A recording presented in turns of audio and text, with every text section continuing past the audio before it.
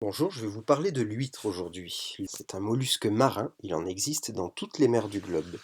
Leur élevage s'appelle l'ostréiculture, les Romains seraient les premiers à l'avoir pratiqué. À peu près 90% de la production européenne est assurée par la France, mais la Chine est de très loin le premier producteur mondial.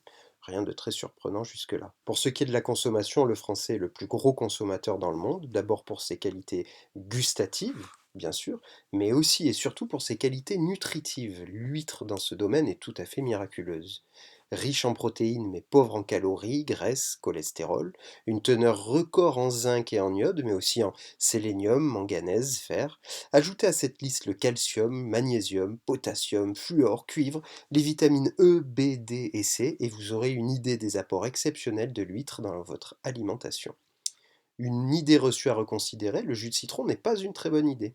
Historiquement, on l'utilisait pour vérifier que l'huître était bien vivante, puisqu'elle se rétracte à son contact. Pourtant, le citron détruit immédiatement la vitamine E et amoindrit les qualités gustatives du coquillage. Mais rentrons dans le vif du sujet. Quel vin lui associer? Comme toujours dans les accords mets et vins, déterminons le contexte. Comment est-elle servie? Au naturel ou cuisinée? Assaisonnée ou non? Cuite ou vivante? De ces questions découleront les réponses appropriées. Au naturel, l'huître n'est pas transformée, donc pas manipulée, pas cuisinée. Ce qui signifie qu'elle est brute, on l'ouvre et on la déguste. Saveur saline, fraîche, délicate. On recherche donc un vin analogue en termes de production. Un vin simple, primaire, fougueux, jeune. Une belle tension, une pointe de minéralité et une iode légère souligneront délicieusement le coquillage. La chair de couleur verte appelle par ailleurs un blanc au reflet vert pour le parallèle des couleurs. Cherchons donc un vin blanc jeune, vif, sur terroir marin. Les chablis jeunes, notamment à base de chardonnay sur sol chiméridien, riches en fossiles de coquilles d'huîtres, justement, donnent une réponse adaptée.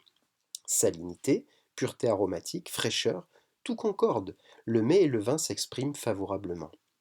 Mais bien d'autres choix sont possibles. Le muscadet, vin aérien, rafraîchissant, avec une douce amertume.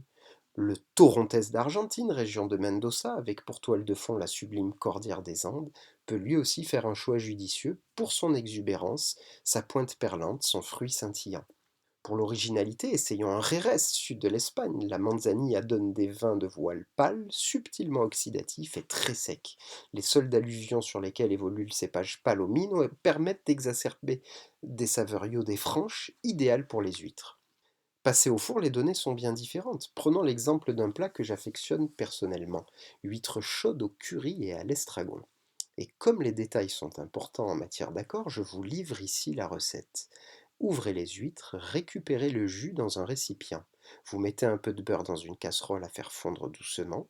Ajoutez les échalotes coupées en petits dés, puis faites-les revenir avec sel, poivre, curry et estragon. Ajoutez le jus des huîtres, le vin blanc et la crème, chauffez 2 minutes pour épaissir. Coupez le pied des huîtres, puis mettez dessus l'ensemble de la préparation. Et là, dans un plat au four très chaud, 3 à 5 minutes, vous laissez gratiner. Pour l'accord, plusieurs facteurs à considérer. Le temps de préparation, qui correspond à la transformation, à mettre en analogie avec la maturation du vin. La crème, qui apporte une texture onctueuse, et le curry et l'estragon, pardonnez-moi, qui assaisonnent et posent un contexte oriental. Cherchons donc un vin blanc, car la salinité des produits de la mer fait rarement bon ménage avec les tanins des vins rouges.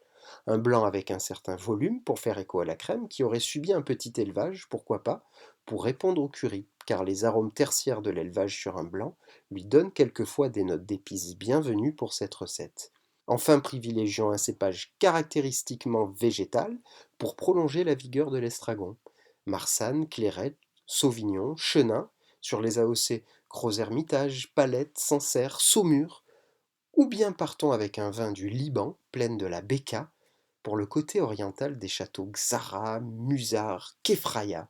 3 à 5 années de bouteille lui donneront un épanouissement adéquat, mais ce ne sont là que des exemples. Laissez libre cours à votre imagination, expérimentez, surprenez les autres et vous-même.